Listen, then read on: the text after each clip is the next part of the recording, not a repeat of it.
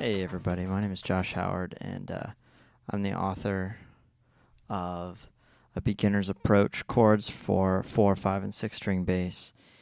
And first of all, I want to say I really appreciate just the reception that I had. But I had some people ask me after they got the book, they asked me to clarify some things or maybe, talk a little bit more in detail about certain things.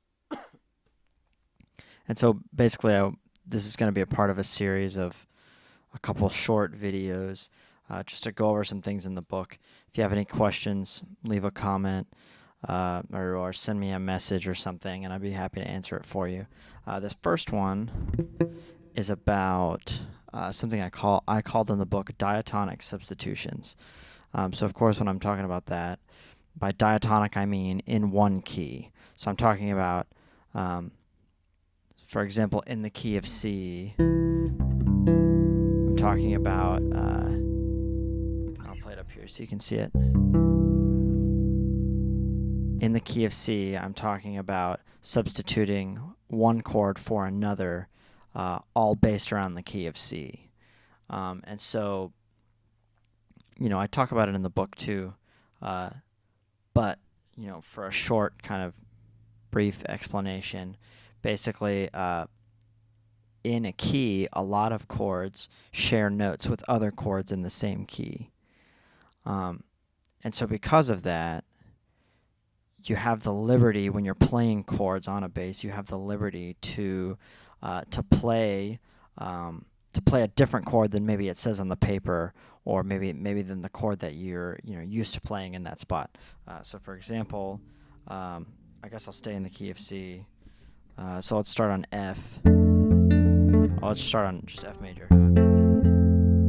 So this is just a shape that I use in F major. I'm putting 1, 3, and then 5 on top. And those notes are F, A, and C. So a really common substitution I use is I'll play A minor 7 over this chord because it shares a lot of the same notes. So I'll play this, and those notes are A, G, and C. So again, the notes for the F chord are F, A, and C, and the notes for the A minor 7 chord are A, G, and C. So you can see that 2 of the 3 notes that each of those chords have in the voicings that I'm playing, they're the same thing. So it's the same thing for F major 7. I'm playing 1, 3, 7. I'm playing F, A, and then E on top. And then if I play a different A minor 7 voicing, so I'm playing A, C, and then G with a G on top. So when you have this note on the bottom, just going between those 2 chords, it's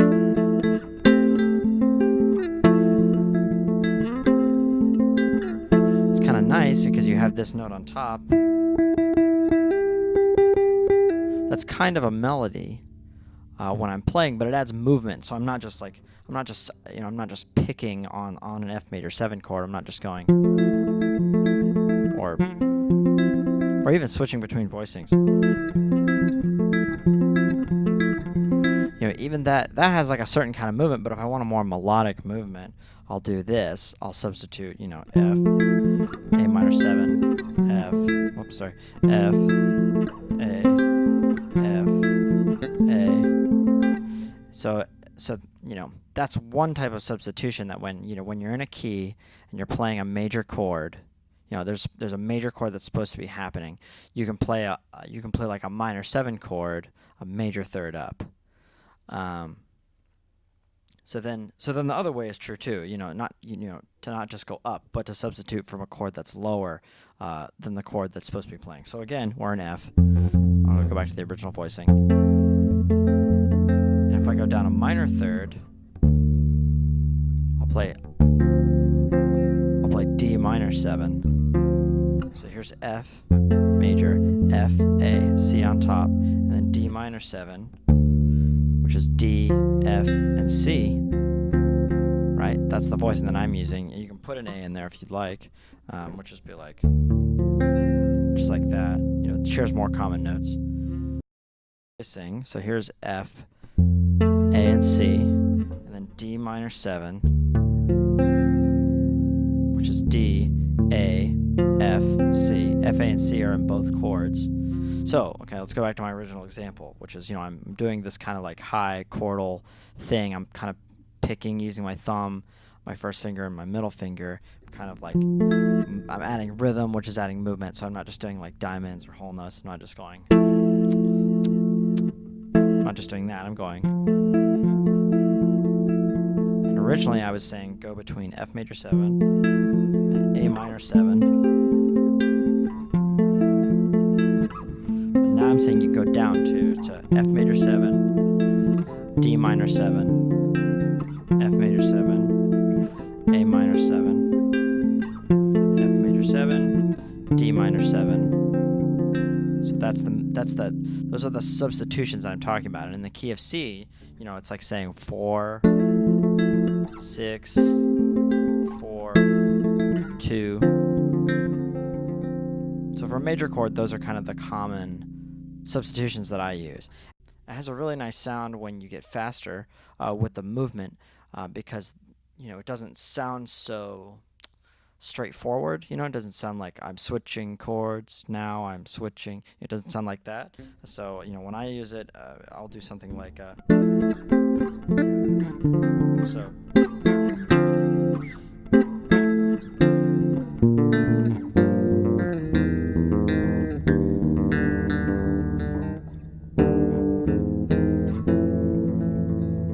Basically, what I'm doing there is I'm taking the idea of, you know, from a major chord, I can go down a minor third, you know, and then from the minor chord, which, you know, the original example was, you know, from A minor 7, you can go down a major third to F. But this time I went down to D, right, which is normal. I explained that earlier. But then from here, I went from D minor 7 to B flat major 7, and I went down to G minor. And I did something different. I went down to like E major 7, and then E flat, and then I went slid up. So that's kind of my a little bit more in-depth explanation of diatonic substitutions. You know, I use them all the time, not just in chords, but in bass lines also. But I encourage you to kind of like, you know, it's even easy to do just by writing stuff down. Even if you're not playing in a band and this is just something that you want to practice to get used to the neck or something like that, you can just go through, you know, the shapes that you know and write down the notes. You can just go through and write down the chords that you know and write down the notes in those chords, you know, from the shapes that you know, and then, you know, any two chords that are sharing 2 to 3 notes, you can try those out next time you're in a band situation, or you're playing with a loop pedal or something like that. You can try and substitute those 2 chords with each other and just kind of see what it sounds like. And it only gets better, you know, when you know more voicings and you can move around the neck easier. So yeah, hope you enjoyed this. Let me know if you have any questions.